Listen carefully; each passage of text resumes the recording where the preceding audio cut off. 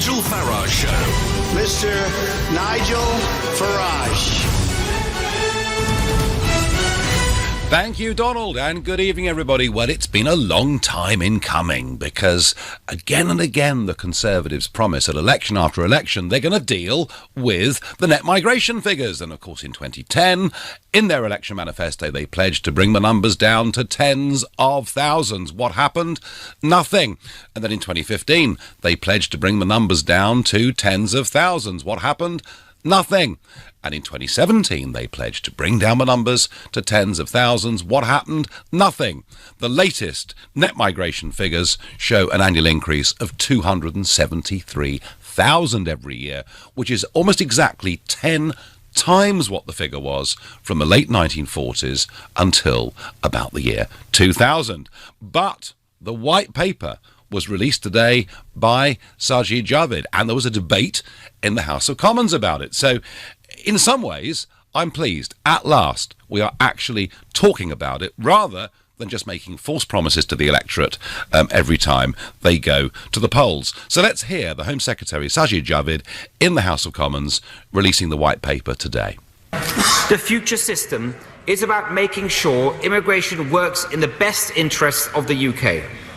We are absolutely not closing our doors. We are simply making sure that we have control over who comes through them. Ensuring, as we committed to do in our manifesto, that we are able to bring annual net migration down to more sustainable levels. So bringing it down to more sustainable levels, he kind of has walked away from the tens of thousands pledge that was in the manifesto, though Theresa May still seems to think that's the number that counts. And responding for the Labour Party was the Shadow Foreign Secretary, Diane Abbott. Brexit offers, if it offers nothing else, the chance to put in place an efficient, no one that deals with the Home Office nowadays can say that it's universally efficient, an efficient, a fair and a non-discriminatory immigration system which meets the needs of the society. We should seize that opportunity. I believe that this white paper statement falls far short of that.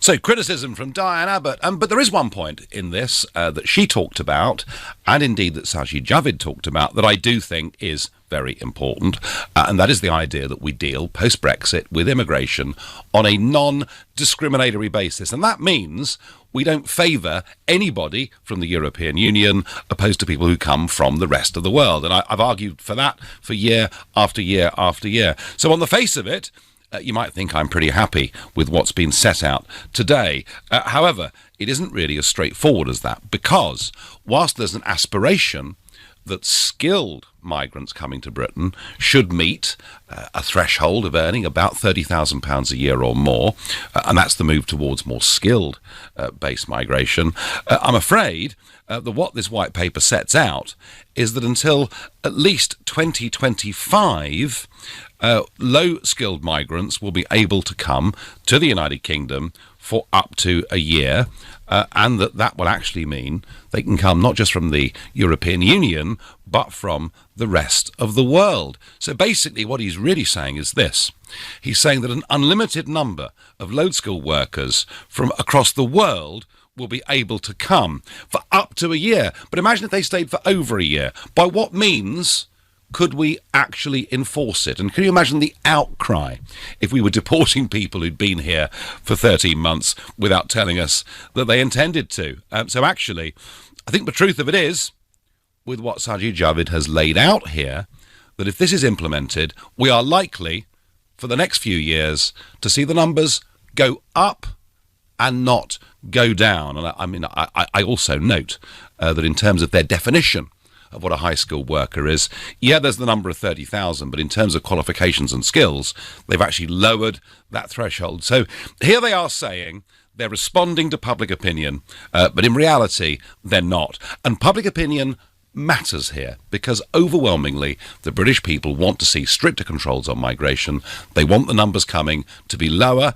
They manifest that in many ways in the vote during that referendum campaign, because actually large numbers of people coming have driven down wages, made it more difficult to get GP appointments, made it much harder for young people to get on the housing ladder, and a population that's increased by 6.5 million since 2001 has, I would argue, in many ways led to a deterioration in terms of our quality of life. We are in many parts a very overcrowded island. So that's what I think. I don't believe a word of it. Tell me, when Javid says he's bringing net migration down after Brexit, do you believe him? And if you think, Nigel, you're being too cynical, they've turned a page. Call 0345 6060 973, or maybe like me, you share the cynicism that we hear this over and over, but they haven't got the will to actually deliver it. Then text to 84850. And do you think there should be a cap of any kind at all? Should they be aiming at tens of thousands, or is this vague term sustainable? Good enough. Tweet, please, using the hashtag Farage and LBC, at LBC, and of course Facebookers, you can comment there too. I'm going to go to Christine in Shepherd's Bush and ask her, did she believe what the Home Secretary said today? Oh, Nigel, absolutely not. This was just the usual platitudes we've been hearing from at least the Tories pay lip service to the idea of reducing immigration. Labour, their policy is just really, anybody who wants to come should come. But getting back to those who are actually in power, the fact is, while immigration from Europe has slightly decreased in the last year, not to the extent that the remainders would like you to believe, but it has.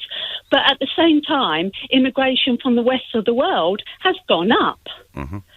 So yes, it has. Why has he not dealt? Why they are able to deal with the rest of the world, haven't they? They've been able to do that. They made no attempts to stop that. And Nigel, I only have to look around my local area. In the last 10 years, there's been a threefold increase in immigration from particularly East and North Africa. Mm-hmm. These are low-skilled, mostly uneducated people.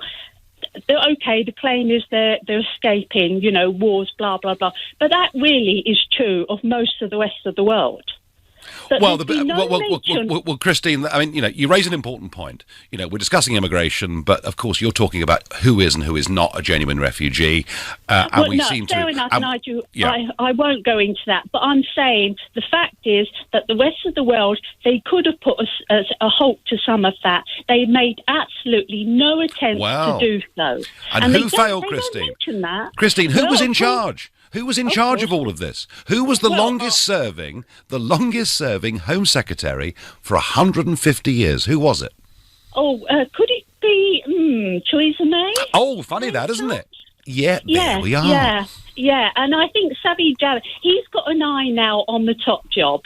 I think, so he needs to play his part in, that he thinks will get him score some brownie points. But it's not working any longer, Nigel. We simply do not believe them. They have no genuine desire to reduce numbers. So marks out of 10, Christine, for Sajid Javid's performance today?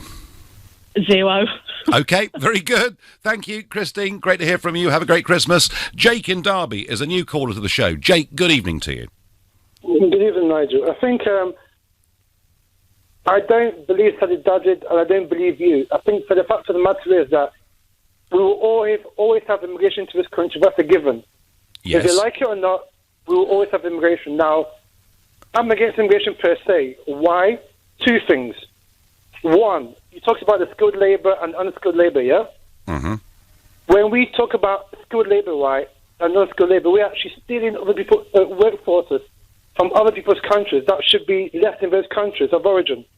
So that's one thing that I'm concerned about. That's why I'm against immigration. I agree with that. Yeah. Right, and 2, the second reason why I'm against immigration as well is because for those that have been born and bred here are lacking opportunities that others have seized upon, who are not born and bred here, right? So, in essence, what the immigration has done, it's actually allowed others who are not born and bred here to have a fast track to people like myself who are born and bred here. And I don't think that's fair. And that's causing some of the tension that I think the last call alluded to. Jake, I think this. I mean, look, I think in many ways your first point's a very important one. You know, what are we doing? Taking nurses and doctors from African countries that need them very much. And why aren't we? Why isn't post-Brexit Britain, why isn't the government announcing we're going to invest in the future of people in our country? We're going to make sure. We're going to make sure there's enough engineers, there's enough nurses. And that point, I think, is very, very important. But when But Jake, let me just come back to you and ask you one question. Mm-hmm. What levels of immigration do you think would be acceptable in our country? Right, like I said, I'm against immigration, period. But because of the aging population. But we're living, Jake, in a global economy. I mean, people do move. You know, people do genuinely move back and forth. You know, for good reasons. But immigration has its ends and meets. Like I said, I'm against immigration because of those two things I've just mentioned out here.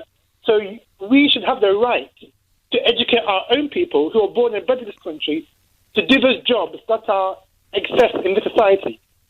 Why should we allow other people from outside, the low skilled or semi-skilled or whatever, right, to come into this country and take jobs that people like myself are quite capable of doing? Jake, I think on balance, a majority of people would agree with your direction of travel on this, but we have to accept there will be immigration. But if it's 40 or 50,000 a year, maybe we can live with that. If it's 300,000 a year, that's an awful lot of new roads and hospitals we have to build. Jake, thank you very much indeed. Gail says, this country can't even house and treat its own people. 2025 is way too far before we get full control. But that's what you get with the Conservatives. You get it with immigration. You get it with Brexit. You get these promises we're taking back control. Then you look at the timelines and you realise all they ever do is they keep on kicking the can down the road and asking us to vote for them at every single election. You're listening to the Nigel Farage Show here on LBC. It is now 6:15. So the Home Secretary, Sajid Javid, lays out today in a government white paper the future plans for immigration into this country. And despite us being told for months it was going to become skills-based, non-discriminatory, it'll be a good thing, what we actually see is the biggest loophole you've ever seen in your life, which means that low-skilled migrants can continue to come freely to the United Kingdom up until 2025, provided they're only coming for 12 months, and that won't apply in post-Brexit Britain just to people from the European Union. It'll apply to the whole world. So actually what's going to happen is the net numbers coming to Britain will almost certainly go up and not go down. And this is a complete democratic failure because overwhelmingly people in this country want to see the numbers reduced. I'm actually shocked in many ways by what he's put before the House of Commons today. Now I get here by text, what's wrong with migrants? They contribute to the UK. The richest man in the UK is Indian. He has built businesses here and paid tax. The argument, whoever you are, we're not against migrants. We're not saying pull up the drawbridge at Dover. We're not saying no one should come. What we're saying is we should do this on a controlled, sensible basis, and that what happened from the late 1940s until a couple of years after Mr. Blair came to power was we had net migration over those years running at between 30 and 50,000 a year. That was sustainable. It worked. People integrated. Right now, that isn't happening. So tell me, when Javid says he's charged it a new way forwards, that after 2025 we'll be completely in control of everything, do you believe him? Because I'm sorry, I don't. Tell you what, though, there's one group of people here going to be very, very happy indeed today. If you're a major employer, employing thousands of people, listening to this show, you should be cracking open the bubbly, because you're now going to have a pool you can employ from, an unlimited pool, not just from Europe, but from the whole world. That should keep wages nice and low, shouldn't it? Andrew is calling from Halifax. Good evening, Andrew. Good evening, Nigel. So, did you believe him? No, of course I don't. And I think any government that can let in 250,000 migrants from outside the EU when it has full control over our borders pertaining to those people has absolutely no intention of getting immigration down either now or in the future. And at what point, Andrew, do they pay a price for this? I suppose, because if you feel upset by... And what one of the previous callers said, well, at least the Conservatives pay lip service to immigration. But in my view, Andrew, that's even worse. because it means they just lie to us at every election. Well, it is, and it was interesting that you asked a previous caller what were acceptable levels of migration. Yeah. Well, there were a few figures here. In 1985, there was net migration of 58,000. In 89, it was 44,000, and in 1996, it was 55,000. It didn't actually rise above 100,000 until, I suppose you can guess, till Mr. Blair came to power, and it's continued to skyrocket ever since. And I would go further. I would say that both Blair and this government have made a calculated determination to turn migration into something that isn't economic-based, but is an actual deliberate policy of population replacement. And do you think it sort of perhaps benefits them in terms of voters, because people become naturalised and become UK voters? Well, I think I don't think it benefits the Conservative Party. I think migration benefits the Conservatives insofar that it keeps wages down. I think with Labour it provides a rich pool of future Labour voters. And I mean, I lived in London until 1993. In the 1992 general election, 48 out of the 89 seats in London were Conservative, and London is now solidly a Labour city. What's driven that change? Immigration. I don't disagree with that, Andrew, one little bit. And Tony Blair, of course, himself did say he wanted to rub the noses of the right in diversity. And anybody that dares criticise the diversity agenda is effectively then banished from public life. Andrew, you make a very fair point. Thank you. If you think Andrew's wrong, if you think I'm wrong, if you actually think that huge net migration since the 1990s has not benefited the Labour Party, then tell me why that is on 03456060973, because I'm certain of it. Stephen is calling from Chester. Good evening, Stephen. Good evening, Nigel. You're not going to like what I'm about to say. All right, I'm ready for it. I'm ready. I disagree with your last caller. Okay. And I think simple economics and simple history tells you the baby boomer generation is now in retirement, and they would have been starting around the time Tony Blair came into power, and during his time starting to get to an age of retirement coming in. He was fully aware, or at least it would be clear, that someone had to pay these pensions, and that is the reason we need immigration. That's not the reason I called up, by the way. That's not. Well, no. Listen, Stephen, I take the point, although I'm going to counter that by saying two things to you. Firstly, an awful lot of people are now not retiring early. They're working on into their middle late 70s if they're physically able to do so. And secondly, isn't the problem with that theory that you have to bring in young people because of an ageing population, that in turn those young migrants become old too? So if you carry on with the logic of that, your population goes to 70 million, 75 million, 80 million. I don't think that's the answer, Stephen. No, but I'm afraid that parliaments generally last under 5 years, so it's short-term thinking under parliaments to essentially see what they can get done. The reason I called, I'm going to be a little bit bland at the start and hidden, but if I told you there was 50,000 jobs in the UK at the moment, paying over £40,000 a job in one sector, and British people don't want to do them jobs, would you be surprised? Is that because they lack sufficient skills to do those jobs? No. Yes, and the current government have an issue with it as well, and I can elaborate on that. But the haulage industry currently lacks 50,000 drivers. Now, we get a lot of our drivers from Eastern Europe. I'm sure many of them, Stephen, I'm sure most of them are very, very good too. Yes, they are. But the British drivers are equally as good. But the big problem is, the apprenticeship scheme that the government have, where they're encouraging people into apprenticeships, you can't actually use that to train drivers. And drivers aren't considered a skilled workforce at the moment. They're not considered skilled.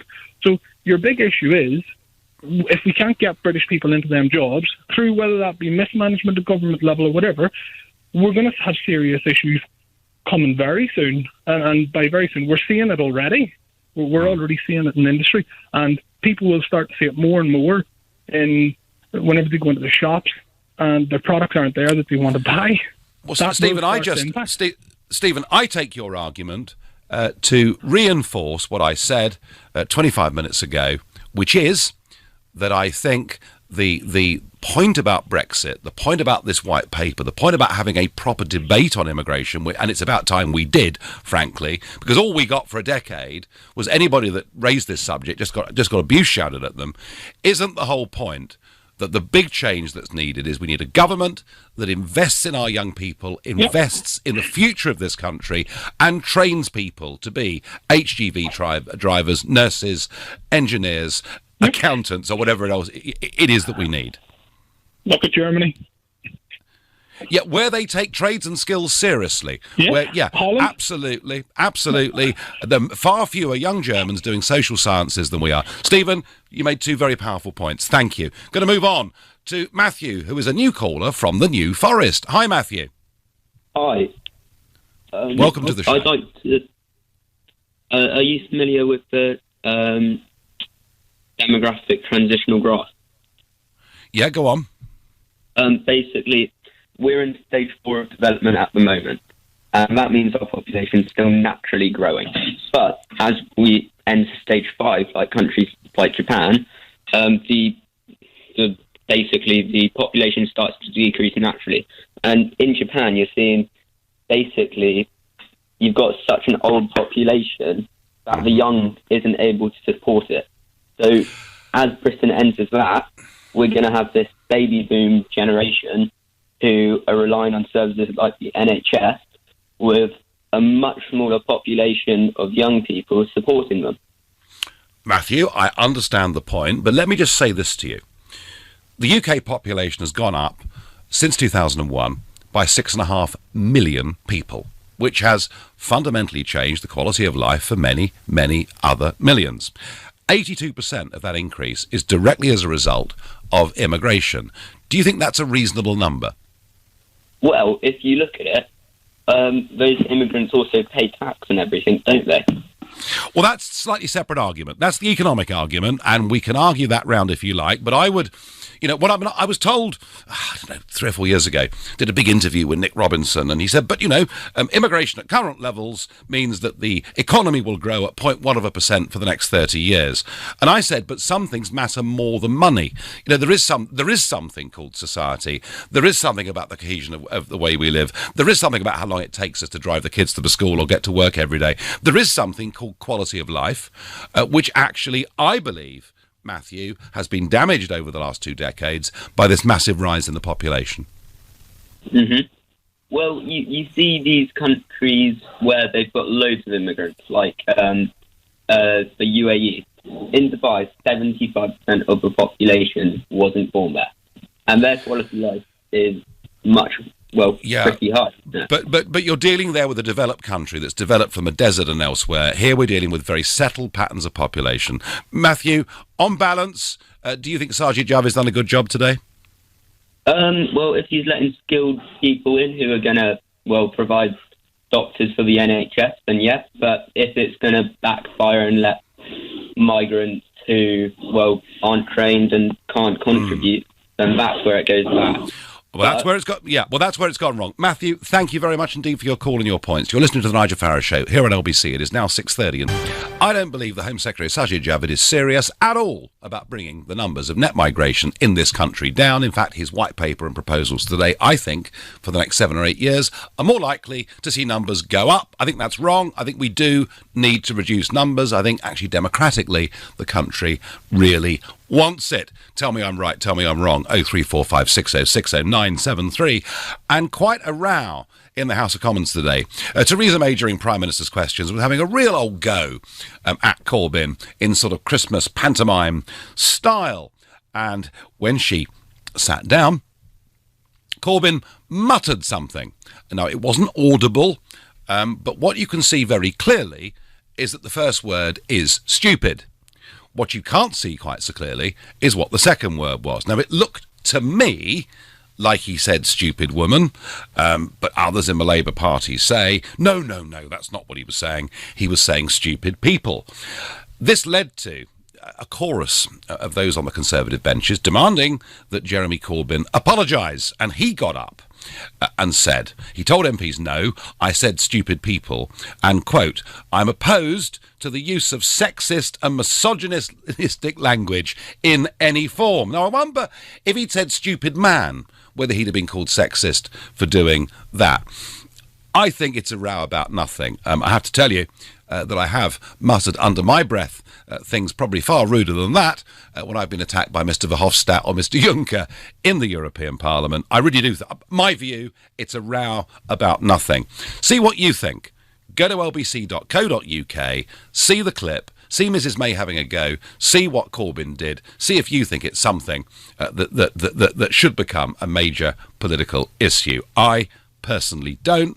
If you feel strongly I've got that wrong, then please text in to 84850. I'll read out what you've got to say between now and the end of the programme. Let's get back to the Home Secretary. Let's get back to the immigration white paper and this really rather shocking idea that unlimited numbers of unskilled people can come, not just from the EU, but from all over the world between now and 2025, provided they're only staying for 12 months. But how on earth would you even be able to enforce that? I'm not happy. Sarah in Milton Keynes is the next caller. Good evening, Sarah. Good evening. So, Hello. What did you make of it? No, I think it'll probably be just lip service. I think it's the tax revenue. We'd still probably keep the numbers slightly less, maybe just to pay lip service. But how many did you say it increased since 2000? 6 million, was it?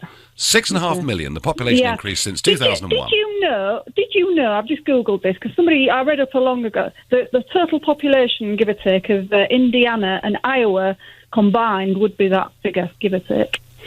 So, off the top of my head, Sarah, no, I didn't. But no, I'm just saying, because I googled it. Because the reason I did that was because somebody read up once that one of those states, I ain't got the globe in front of me, but one of those states is about the same size as our country, or England at least. And I think that was the point. And we've obviously got quite. It's space more than anything for me. I'm really not bothered about people's, wherever, and as long as they're peaceful people, and it's just space and Sarah, it's roads, it's housing, it's all of those things. Roads. And people, and with respect to any government people who get the train and what have you want to stick yourself on the M25 for a bit and drive around and sit. Sarah, I've travelled this year. I've travelled all over the world. I've been to the West Coast, East Coast, the middle of America. I've been all around Australia, New Zealand. I've travelled across Europe. I've travelled hugely. And the one thing I really dread is the car journey up to Manchester and back in the day, because I know it's going to be 10 hours in the car. I know it's going to be an absolute nightmare. I know the M6 will be even worse than the M25 was in the morning. And getting around this country is no fun. But Sarah, how do they get away? How do the Conservatives get away with telling us they'll reduce the net number to tens of thousands at every election and then not delivering? I don't know. I mean, I really don't know. I mean, I think the thing is, it's about, for me, I can understand saying that people contribute, and I get that, but it's all relative. You need to bring other people in to help in the NHS. If you've got more people, it's simple as. And like what you say, I feel so sorry for, young people have been educated in this country who don't get an opportunity to go into, it's like a call to arms, really. I mean, my grandmother in the war, she didn't get a choice. They said, we need you, and we need you to be in the land army. So that's what she did. It wasn't like, I want to do this, I want to do that. I think if we gave leadership, Sarah, if we gave leadership to our young people, if we explained to them we're investing in them because they're the future of our country, we're going to teach them trades and skills that will give them good jobs with good livings, I think they'd thank us for it for decades to come. Sarah, thank you for your call. On Corbyn, Jonathan says on Twitter, what's offensive about calling her a woman? She is a woman. Surely the offensive bit is the word stupid. Would there be such a fuss if he'd said stupid person? No, there wouldn't, which is why that's the Labour Party's defence. But equally, if he'd said stupid man, nobody would have said it was sexist. That is my view. Gareth in Liverpool says to me, back to our main subject, the £30,000 salary limit is madness. I'm an A-level teacher with a master's degree in education. According to this new white paper, I am unskilled. Cannot fathom this. Actually, if you've got a master's degree, Gareth, I think you would still still qualify as being skilled. Chris says, I was stunned that the paper was delayed by a year. Shouldn't they have just copied the Australian system? I like the Home Secretary, but this is a shambles. It is a complete and utter shambles. He intends to do nothing, I promise you. Keith says, so the crucial question is, where is the party we can vote for to take back control of our country? Which is a very good point. Tom in Basingstoke says, Nigel, we have an overcrowded Britain, and some of these are illegal immigrants. It's time for mass deportations. Well, Tom, we would be within our rights to mass deport illegal immigrants, but what if we made mistakes? What if we got things wrong? As we did, of course, over Windrush, and that led to everybody thinking, well, you know, if we're going to deport people, we need to make sure they're the right ones. And if people were to come saying, I'm only going to be here for 12 months, what means would we have of enforcing they leave? We just, under our current system, wouldn't, in my view. I'm going to go down to Portsmouth and speak to John. John, good evening. Good evening, Nigel. How are you? I am well, but I'm annoyed with Sajid Javid. You know, this was a chance, a real opportunity to show the country that this government was serious with Brexit Britain, that we'd invest in the future of our own people. Right. Well, I agree with you on that one, but I'll explain my situation. Yep. I currently live in a vehicle, so effectively I'm homeless. I'm not actually registered as homeless, so there's probably one of the 320,000 plus that I'm categorised as. I work. I am a truck driver, strangely enough. I drive 7.5-ton trucks, earning £9 an hour. Yeah. If I go and take my Class 1 HGV licence, it's going to cost me £3,000, okay, for an extra £1 an hour. The reason for that is we've got mass immigration into the UK, which means the wages stay low, which means the companies can pay low wages and have effectively slave labour. In turn, the house prices are going up, and people like me cannot afford to rent a property, because by the time you take into the account the high rent levels and the cost of the bills as well, that effectively doubles your rent. You just can't afford to do it on £9 an hour. So you're earning, what, about 35,000 a year, something like that? Nowhere near. Nowhere near. Well, how many hours a week? How many hours a week, John, are you working? About 35. About 35. Okay. Yeah. And would you be able to work more hours in that industry? Yes. Yeah. I mean, if I got my Class 1, I could potentially, then I'll be doing long distance journeys rather than local work. Yep. And then it would increase to potentially 60 hours. 60. Well, that's what I thought, you see. That's what I thought. So now the other thing about that would be £600 a week, John, wouldn't it? Yeah, it would. So it'd be more money, but for a lot more hours. The other point I want to make is in other countries it's seen as a skilled job. And for example, in Canada, you can go and earn double that wage, so say 60,000 a year in 6 months. Okay, so you're the second caller tonight to say that HGV drivers are not regarded as being skilled, and you really think they should be? Oh, yeah, definitely. I mean, at the end of the day, we're not companies are not training HGV drivers. They're crying out for them, but they refuse to train them. And on the wages they're paying, who can afford to go and get the course? Well, I think, John, and you're so... your circumstances are pretty horrid, but I think the truth is there are a lot of people in your position. I wish you well, John. I wish you luck. Thank you for coming on and sharing that. And John's point is that because there are too many people coming to Britain, it's forcing wages down compared to other countries that don't operate like this. Lots more comments on Corbyn coming in. Solomon says, I have no problem with him calling her a stupid woman. I do have a big problem with a politician blatantly lying, which he clearly did. Well, folks, make your own mind up. lbc.co.uk. What did Corbyn say? What did he mutter under his breath? Was it stupid people or was it stupid woman? I know what I think. You're listening to the Nigel Farage Show here on LBC at 6:45. In exactly 100 days from now, guess what? We're leaving the European Union at 11 p.m. on the evening of the 29th of March. 100 days to go. I've got everything crossed that it's actually going to happen. But it's not going to happen, in my view, under Mrs May's deal, because that wouldn't be Good enough. No. I'm all for a WTO Brexit, because I don't see how, barring a very quick negotiation of a free trade deal, anything else can happen that still honours the vote of the referendum and the general election. But we will see.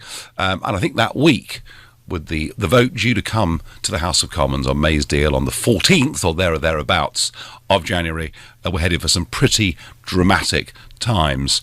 And today, in line with that, the Financial Times have announced their person of the year is George Soros, the man who probably is doing more internationally to try and stop Brexit than anybody else, which is a measure, I guess, of how polarised this debate is. Let's get back to Sajid Javid. Let's get back to his white paper on immigration, which I think is a complete and utter letdown that may well lead to larger numbers coming than smaller. But of course, as they do with everything, they promise they're taking back full control. Do you believe the Home Secretary? I'm going to ask Paul in Brighton, a new caller, that very question. Good evening, Paul. Hello, Nigel. How are you? Been a follower of UKIP since it started. I had your stickers up in my business, the golf club. Right. Okay. So it's nice to speak to you. Good to speak to you.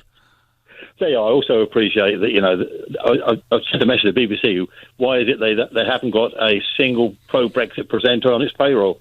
But there you go. LBC has scored there. Well, LBC have a mixture of people. LBC have people from right across the political spectrum. And But I think the BBC doesn't. Well, I'm sure there are one or two who might be, but perhaps they're a bit scared to say I can't name one. If I was on Want to Be a Millionaire, I couldn't name one. I'd lose the money. So, were you invigorated by the Home Secretary today? Do you believe him that by 2025 Go on. No, I don't. In actual fact, my point is we should have an English deal, an Aussie deal, or whatever, Denmark deal, or Norway deal. We should have an English deal. That'll be our own unique deal, which is no deal, basically. But I think that, where else in the world if you get a job, you get citizenship, automatic citizenship? I don't think there is one. My son took 14 years to become a citizen of America, and he was a professional man, went there to get the job, worked there ever since. Well, I think what happened, Paul, was we blurred the distinction, didn't we, between people coming on work permits and people coming to migrate. It all became one and the same thing. What would you like to see happen, Paul? On the 29th of March. You obviously want us to leave, but in terms of migration, do you think we should set a figure that we say there or thereabouts is the acceptable level of population increase every year? No, I think we should have a call to job system where we got vacancies, they come in. If it's fruit picking, they come in for a season. If it's nursing, where it's more long term, they come in more permanently. I think it's as simple as that. And should they, Paul, if they come for seasonal work or short-term work, should they bring their own health insurance? Should it be made clear that they will not be able to use, the state system here? Well, they shouldn't. They shouldn't. I go to America and I have to have insurance, medical insurance. Otherwise, I'm left on the road. And that's how the whole world works. That's how the whole world works. Paul, I thank you for your call and your support. I'm going to move on to Carol in Wandsworth, another new caller to the show. Good evening, Carol. Hiya. I think you finally hit the nail on the head when you were talking about society being important over money. Yes. Now, the Japanese... Right, may I just also come to that caller, who I found extremely arrogant and irritating with his statistics about the baby boomers needing immigration because... they are retiring. Okay, let's just look at it this way. Here are some stats.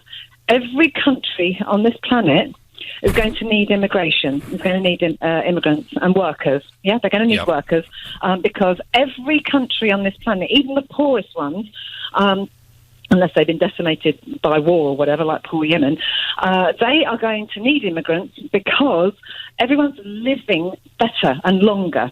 So the medical advancements we've made have helped everyone to live longer. So, the baby boomers have benefited from that because it was started during their generation. The next generation or this generation are now going to have the same thing. They're going to be living to probably 150. All of you out there listening, you're probably going to be what a thought! What a thought! Gosh, I tell you what, Carol, they better start saving for their pension now, hadn't they? Yeah, well, no. If everyone gets migration, but the thing is about controlled. The word control. We Yes. have never had control here, controlled migration. Okay? Now, you said about society, there is a thing called society, and without a society, who wants to continue living in a world where you don't know who's who from what, and then you've got to struggle with the language, you've got to struggle with their culture, you've got to struggle, all of these struggles, okay, are unfair to society. And what I think is, anyway, I think that the natives born in this country, I'm not 100% British, okay, but I actually feel sympathy for the natives of this country. You native Scots, Welsh, Irish, Scottish, sorry, the Scots, the English, and the Welsh. Carol, what we want is control, isn't it? Of this country, your blood is in the soil of this country, okay. And now, if you let other people come in, you need them, but only for a certain period. Then they should be able to go back to their own countries and help to, look after their own countries. So Carol, that point of view, that point of view is overwhelmingly held by most people. We are not against immigration or immigrants. We have been, of all the countries in Europe, the most tolerant, the most caring in terms of refugee status over centuries. We just want control. Carol from Wandsworth, you're absolutely right. We want control. John says to me, we need identity cards in this country. Do you agree? Well, I've never been for identity cards, but how on earth else would you enforce a 12-month period? I don't know. Let's go to Maidstone and speak to Peter, my last caller of the evening. Peter, hello. You're a new caller. Welcome. Hello, Nigel. How are you? I'm all right. So, were you impressed with the Home Secretary today, or was it Well, I've got to be honest, I didn't actually hear what he said, but I'm not impressed at all with anything this government's doing. I've always been a Conservative voter, traditionally, but I'm totally unimpressed with everything that this government has done. And as far as immigration is concerned, it's an absolute scandal. They keep talking about bringing it down, and it's never going to get anywhere. They keep talking about tens of thousands, changing the figures, this, that, and the other. Nothing ever happens. And they promise it's a complete fabrication. And they promise it, Peter, at election after election, and nothing gets delivered. I mean, I'm not surprised. I mean, a lot of it all goes back to Tony Blair back in the early 2000s, in the early part of his tenure, when he basically just opened the doors, flooded the country. And in doing so, he did it for one reason. It was to rub the right nose in diversity, but he did it to perpetuate the Labour vote and also to undermine the culture of the country. But there certainly were some comments about changing our culture. But Peter, they tell us it's all been an economic benefit. So what are you moaning about? I think you've just laid it out already. Listen, Peter, thank you very much indeed for your call. Thank you, all of you, for your calls. Some strong opinions on both sides of that argument. Michelle says to me on Facebook, are we really leaving the European Union on March the 29th, 2019, Nigel? Are you sure? Do you promise us? I wish, Michelle, I could promise you.